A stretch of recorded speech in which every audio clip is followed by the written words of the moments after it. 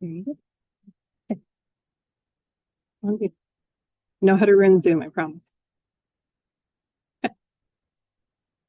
And so when we say we're a public health service, just a little bit more about Nebraska ASAP. We are partnered with Nebraska Medicine and funded by a CDC public health grant. So you've probably heard a lot about public health grants in the news.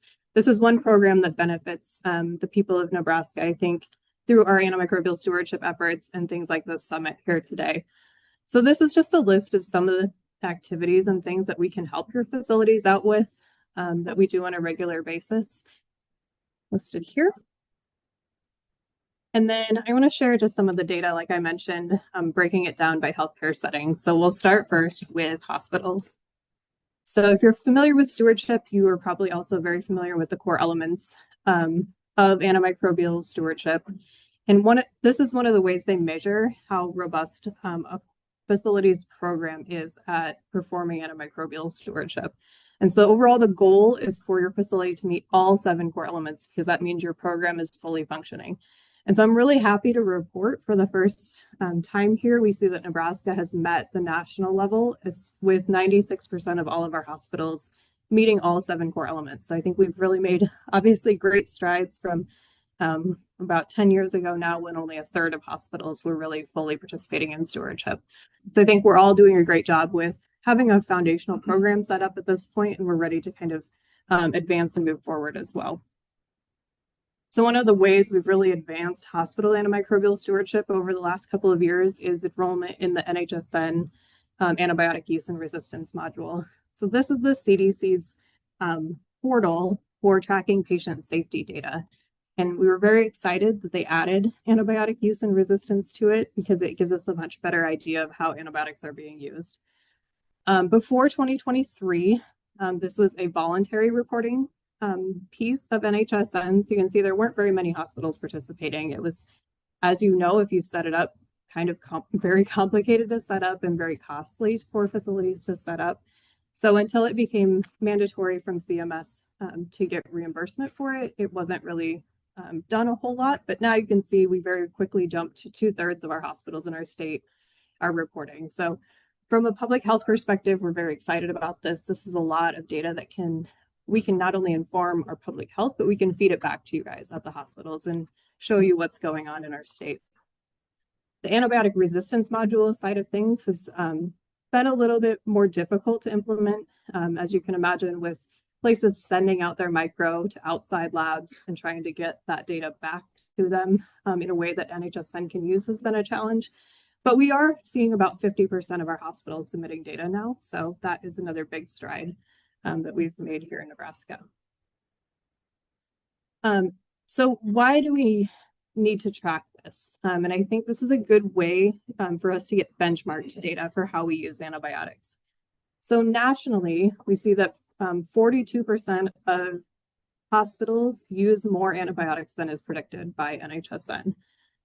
So if we see that breakdown here in Nebraska, these are the essentially amounts of antibiotics that are being used by the different hospitals in Nebraska that are reporting and have this SAR value. If the number is over 1, that means you're using more than predicted. So like 1.2 means your hospital uses 20% more hospitals or more antibiotics than was predicted. If it's 0.8, you use about 20% less. So kind of the goal is to be about 1 and use around what is expected for your hospital. We can see that around 40% of Nebraska hospitals are using a little bit more antibiotics than expected, though we don't have very many that are kind of further out on the outlier scale. So I think overall we're doing a pretty good job with our antibiotics here in Nebraska. So another piece of data that we can get out and share with the hospitals in the state is the rates of antibiotic usage by drug. And what I think is really an added benefit this year is we have enough hospitals reporting now. I was able to break it down by hospital size. So now you can see how the critical access hospitals use these drugs and how the middle-sized hospitals and the large-sized hospitals use them a little differently. One thing I would point out is that NHSN does use a different denominator than if you use your EHR or your other programs like Century 7 or Theradoc. These numbers don't exactly compare to those. So I would just caution you not to only compare your NHSN numbers to these numbers if you're going to look at them. We also were able to present some of this data nationally, and so I think it's good that we're kind of putting Nebraska on the map. Hospitals do a lot of work and pay a lot of money to report this data, but not every state is able to look at the data as a whole and do anything about it or share it back to the facilities. So we were able to do that, shared some of this data nationally, and it's posted on the ASAP website if you would like to go read some more about that.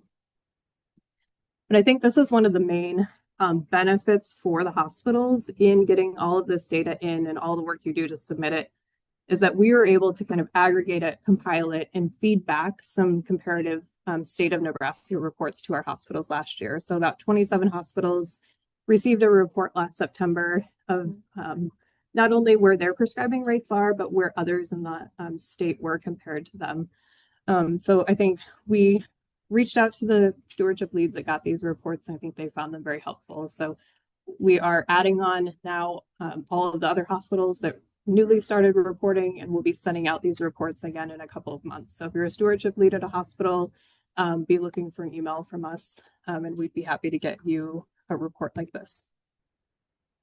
We also know that the AUR module is not very user-friendly in regards to running reports and analytics and getting data out of it that is useful.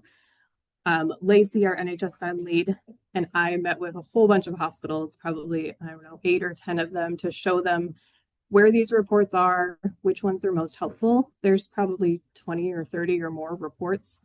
Honestly, about 4 or 5 of them are helpful from a practical, usable standpoint. So what we ended up doing was kind of making a how-to guide. We printed this off. If you guys want a copy of it, it's over on the table over there today. You can take it with you. But I think it just helps show which reports we think are actually helpful. All right, so moving on into long-term care and revisiting the core elements of antibiotic stewardship, we can see that they overall, both here in Nebraska and nationally, are lagging a little bit behind where the hospitals are. Hospitals were at 96%. Long-term care nationally is 82%, and in Nebraska is 72%. This data is pulled from the NHSN annual survey, which is optional for nursing homes. You can see that only 53 facilities filled this out. So it's not a total picture, I guess, of what is going on in our state. But I do think it does point that we have some more opportunities in stewardship. So we're really happy to offer this long-term care track today in hopes of bringing that up. When we look at specifically why, of the 7 core elements, that number is a little bit lower. It seems, again, both nationally and here in Nebraska, it's the reporting and education pieces that are particularly challenging. So hopefully we'll give you some resources today that you can work on those as well. One of those resources to help with that is we have made some pretty big major updates to our tracking tool. I know a lot of facilities are using this, and so there's a new version available. We're going to spend some time in the long-term care track today going over what this tool can do for you and some additions that we've made. But really, we've made it more robust, so the reporting piece of it will feed back a lot more data for you that you can use in your meetings. Additionally, long-term care facilities, they don't have an antibiotic use and resistance module in NHSN like the hospitals do. So they don't really have a good way to know if all this data they're tracking and reporting, if they're doing a good job or not, or if they're higher or lower than other facilities. And so we wanted to create a way for our nursing homes here in Nebraska to be able to see whether their use is higher or lower than others and where the state kind of lies. So we did create a collaborative this last year. And again, we'll cover this more in the long-term care track and give you the opportunity to sign up. But really, it's kind of a once a month simple survey. You put in 3 numbers, and then we're able to kind of give some feedback reports to nursing homes as well that are a little bit smaller and shorter, but similar to what we're giving to the hospitals. And we've heard that these have been really helpful as well, just to give you some idea of where things are at in your facility. And then finally, in the outpatient space, we see that both nationally and here in Nebraska, prescribing rates are creeping up again a little bit after COVID over the last couple of years. In Nebraska, we prescribe 855 prescriptions for every 1,000 people in our state. And so, again, just looking around this room and all the people here, 8 out of every 10 of you could get a prescription in a year's time. So it's a very large burden volume-wise of our prescriptions and antibiotic use is coming in the outpatient space. We have made a little progress, though, here in Nebraska. We're not the darkest green like we were last year. In 2022, when I reported this last year at the summit, we were the 8th highest prescribing state. Now we're the 10th highest prescribing state. So we are moving a little bit in the right direction. But I think this is a very difficult area to do stewardship in. The CDC is working on revamping the core elements for outpatient to try and refocus on that area as well. So data access is really hard and really expensive for us in this space. So we'll keep working on it, but some progress. So lastly, to wrap up, just want to leave you with some resources that are available throughout the year, not just today here at the summit, that you can use. First and foremost being us at Nebraska ASAP. We were very fortunate to work with probably 60 or 70 different facilities last year, one-on-one, just helping with, even if you have a simple question, or if you want a whole assessment of your program, we're happy to help in any way we can. One thing we have been asked, so again, these needs assessments are so important, is do you guys have a statewide antibiogram? We want to see what's going on in the state. And so I'm happy to report that this year, the answer will finally kind of be yes.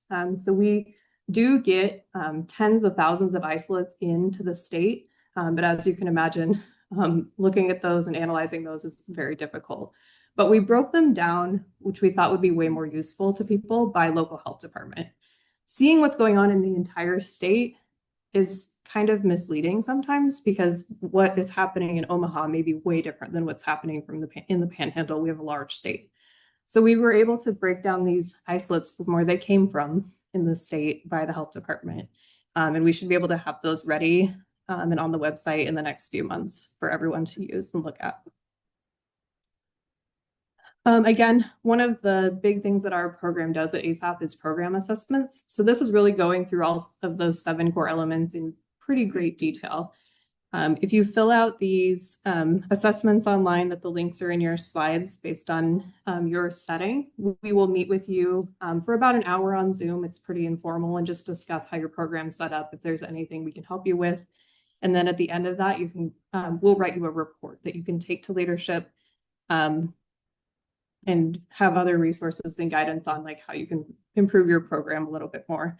So if you're interested in just having a 1-hour meeting with us, that's always available too. Another great resource I wanted to share today is Shay recently released a penicillin allergy management e-learning course. It has 2 hours of continuing education, so it's relatively short. I think this would be a great thing to do perhaps at one of your stewardship meetings. Maybe space it out and do it over a couple of meetings as a group. It's very well done. You'll just need someone to kind of sit there and click through the module as you go. But I would really recommend everyone to do this module if you can.